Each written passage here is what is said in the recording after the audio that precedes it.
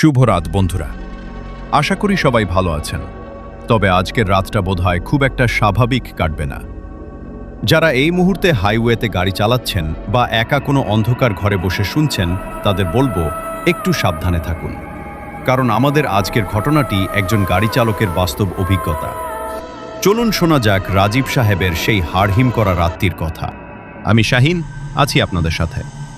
আর আমাদের সাথে আছে আজকের অতিথি কামাল ভাই ও সিয়াম ভাই। প্রথমে চলে যাব কামাল ভাইয়ের কাছে। আসসালামু আলাইকুম শাহিন ভাই। আমি মোহাম্মদ কামাল। আমি এসেছি কিশোরগঞ্জ থেকে। আমি সরাসরি চলে যাচ্ছি আমার এক বড় ভাইয়ের কাছ থেকে শোনা কাহিনীতে। আমি তখন সিলেটের লোকাতুরা চা বাগানের ভেতরের রাস্তা দিয়ে যাচ্ছিলাম। রাত তখন প্রায় 2:15। কুয়াশা এত বেশি ছিল যে হেডলাইটের আলো 20 ফুট দূরেও যাচ্ছিল না।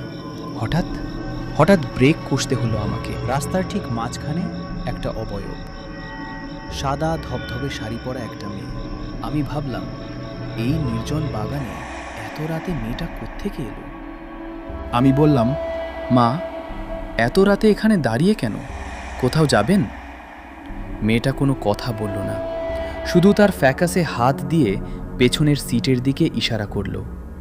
তার আঙুলগুলো ছিল অস্বাভাবিক লম্বা আর নখগুলো কুচকুচে কালো। মেয়েটা পেছনের সিটে বসল। কিন্তু শাহিন ভাই, অদ্ভুত ব্যাপার হলো, সে বসার পর গাড়ির ভেতরটা মুহূর্তের মধ্যে বরফের মতো ঠান্ডা হয়ে গেল। এসি বন্ধ থাকা সত্ত্বেও আমার নিঃশ্বাস ধোয়ার মতো বের হচ্ছিল। আমি লুকিং গ্লাসে তাকালাম, কিন্তু সিটটা অন্ধকার। আমি ভাবলাম হয়তো কুয়াশার কারণে দেখা যাচ্ছে না। আমি একটু নার্ভাস হয়ে রেডিওটা অন করলাম, কিন্তু কোনো স্টেশন ধরছিল না।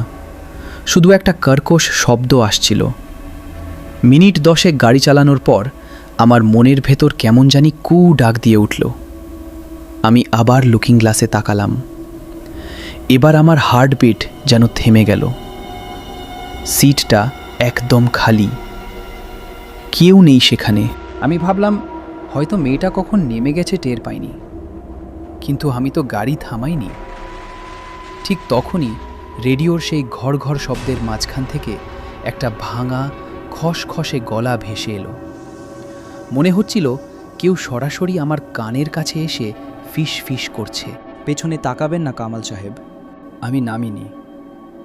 আমি আপনার ঠিক কাঁধের ওপর নিঃশ্বাস নিচ্ছি। আমি ভয়ে স্টিয়ারিং ছেড়ে দিলাম। ঘাড়ের পেছনে অনুভব করলাম একটা বরফ শীতল স্পর্শ।